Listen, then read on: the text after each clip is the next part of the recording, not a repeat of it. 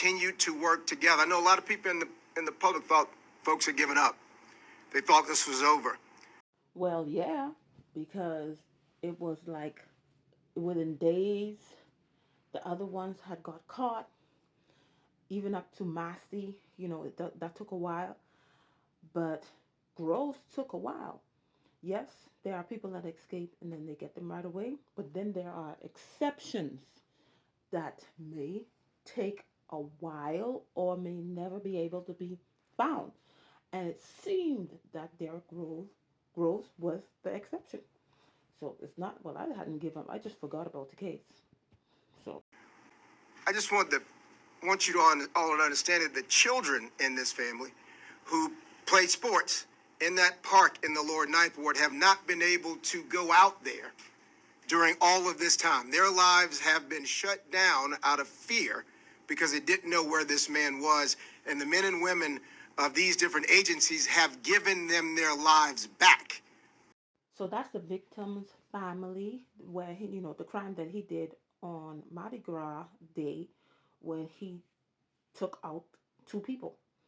So that family really was in hiding. They were scared because they didn't know if he was going to come back. And plus, well, the news had put out there the fear that, hey, there are still people, survivors, there are still victims of these people. So the family was in fear. So the kids probably would go to school and probably stay inside all day, do indoor activities. They probably wasn't able to go out in the community like they used to before because they just never know. The kids might have encountered with Groves. I'm sure he knew how they look. So the family was in fear for their lives.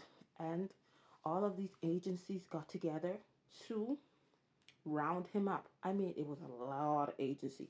Secret Service, DEA, ATF, because a lot of people were saying, oh, why he didn't fly out of the country? Why was he only in Atlanta?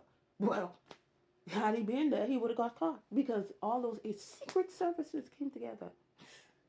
Oh my goodness, that was something. All those agencies came together to arrest and then put their resources together basically to get this man back in custody. On that Mardi Gras day. And I also want to just say to the public, thank you. It was your tips. You are one of the most important pieces of this puzzle. So a lot of people was, speculating how did they find out. When I saw some place it said it was an Uber driver or whatever. Well, basically, um, in Louisiana, they had this thing that they started. It's called Front Burner Fridays. So a Detective Harper and somebody else came up with the idea. So all of their most wanted criminals in Louisiana, they would put their picture, getting ready with me, they would put their picture out there every Friday, right, of the most wanted. And Detective Harper came up to whoever his supervisor was. I forgot what the lady name is, and said that what I think we should put Derrick Groves up this Friday.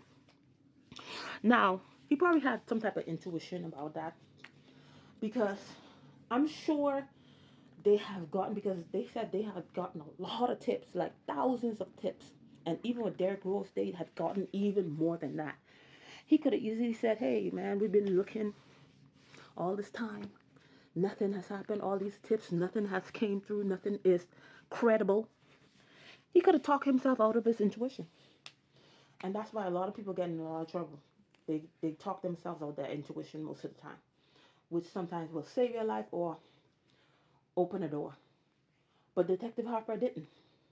So last Friday, this happened last Friday, he put Derrick Groves on the front burner Friday. And that same weekend, but I don't know if it came on a Saturday, Friday, that same weekend, somebody saw it. I guess they showed on the news, and then they called in and gave in the tip. So the tip came from Louisiana. I'm not sure if the person heard something, but it was stated that he was in Atlanta. And of course, they probably got together with Atlanta, the agencies in Atlanta, and this is why he got arrested. And then they found out where he was. So it was a good long run for him, but it's over now. And he was actually never sentenced. You know, he did all those crimes, a lot of crimes that he did. He was actually never sentenced. That's why sometimes when you go look, you don't see a lot of information because he was not actually, he was in the process of being sentenced, but it never came to that, and then he escaped. So now he's gonna face what he did, because he took the lives of people. I don't know what people could say. Oh, maybe they deserve it, whatever. But he took their lives, and now he has to pay. Anyway, that's all I'd say. Thank you for watching. I'll see you in another video. Bye.